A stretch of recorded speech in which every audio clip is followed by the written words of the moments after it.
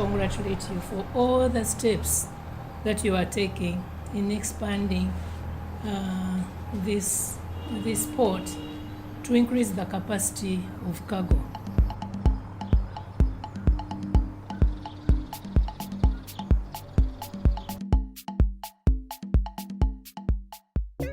Central Corridor is a multi-modal transport network that links the port of Dar es Salaam to the countries that don't have direct access to the sea. Here I mean the Republic of Burundi, the eastern part of the Democratic Republic of Congo, Rwanda, Uganda. Those are the countries that are covered under Central Corridor. But we do also have other countries that use these ports, but which are not part of Central Corridor. Here I mentioned Zambia and Malawi. So in a nutshell, Central Corridor is this multimodal transport networks. When I say networks, I mean road transport, railway, inland waterways, and even air transport.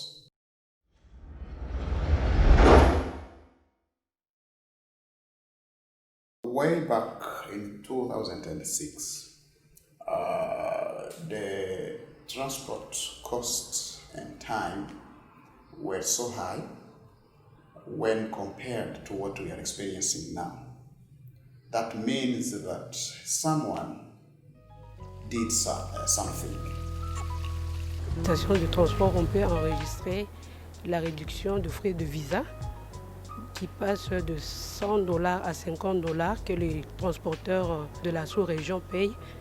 Et puis, il y a aussi l'extension de la durée du visa de 15 jours à 30 jours. Il y a une route Bujumbura-Nyamitanga qui n'était pas en bon état, que bientôt on va réhabiliter, que bientôt on va construire.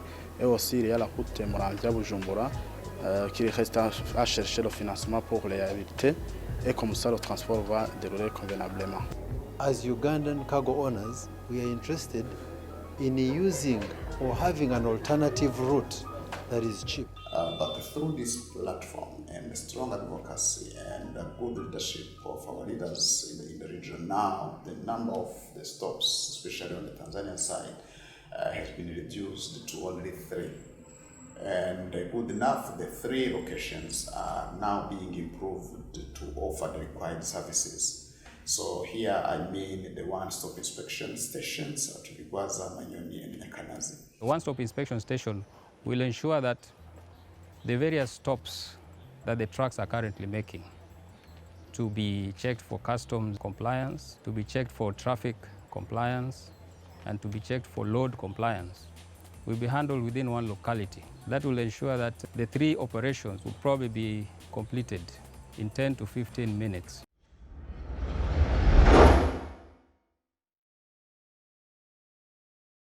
I can also mention the Lake Tanganyika Integrated Transport Program, which recorded huge momentum.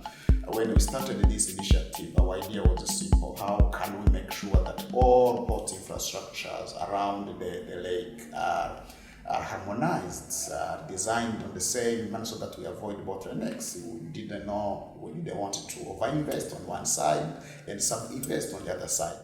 Kwamba sasa tumejipanga na tunawakaribisha sana wafanyabiashara kutoka nchi za nje katika hizo nchi alizozizungumza bwana, Rwanda, Burundi, Kongo, Uganda.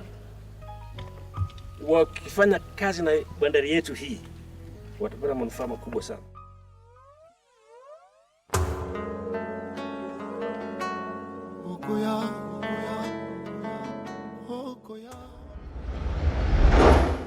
Now, on the other side, on the railway sector, especially in Tanzania, the construction of the standard gauge railway from Dar es Salaam to Morogoro is, last month it was around 15% completion, and the section in Morogoro, Kipora also was to start. Kwa ni uamuzi mkubwa na tulishaanza ujenzi kuanzia Dar es Salaam kwenda Morogoro, halafu kutoka Morogoro tunategemea wakati wowote tunaweza kuweka jiwe la msingi kwenda Makutupola.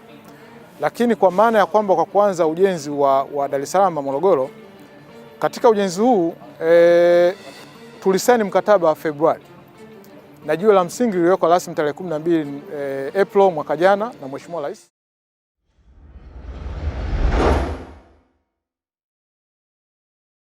Also worked together with the service providers in Tanzania and Uganda to make sure that the Mwanza Port Bay route is reopened. So we are lucky that both sides agreed on a work plan, and a marketing strategy was developed, and the Central Corridor was part of the process, and we continue to support these initiatives. And this will be at a rate of about $67 per ton for bulk goods.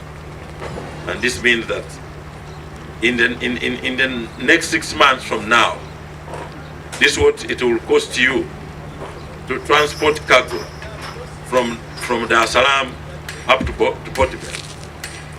And the rate for bulk cargo, like I said, is going to be $67 per ton.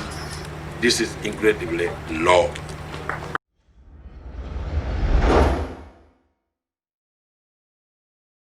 The meeting of the two heads of state, they committed and they instructed us, the two ministers in charge of transport, both in Rwanda and Tanzania, to ensure that before the end of this year, we would have laid commencement stone. So this is what we expect. We expect to have the construction at least to kick off before the end of this year.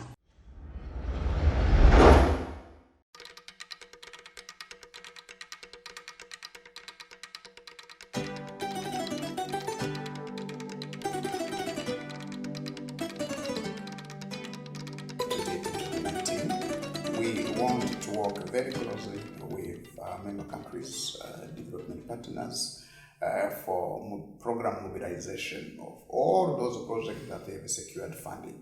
So we have mentioned a commitment that were made during this fiscal year of more than $600 million. When you add World Bank, ADB, and other donors, we are talking about funding of course to $1 billion. Now, those are commitments from development partners, but remember, member countries are investing a lot of money, especially in the standard gauge railway. Now, if we are to cover the United Republic of Tanzania, we are talking about $7-something billion on the railway, connecting it to Rwanda, to Musongati in Burundi, and also the way to DRC. So we are talking about a funding of more than $10 billion. This is really huge investment. The work that we will do will be to accompany this initiative. I'm not saying that we are going to invest in the infrastructure, but some of the soft components. For example, we are already contributing on the project Isaka to Kigali Railway and on the project from Uvinza to Musongati Railway through resources from the Secretariat. So that's something really we wanted to work hard on and support these initiatives because they are geared on improving better the transportation costs. We have also road safety assessment that we have done through support from DFID.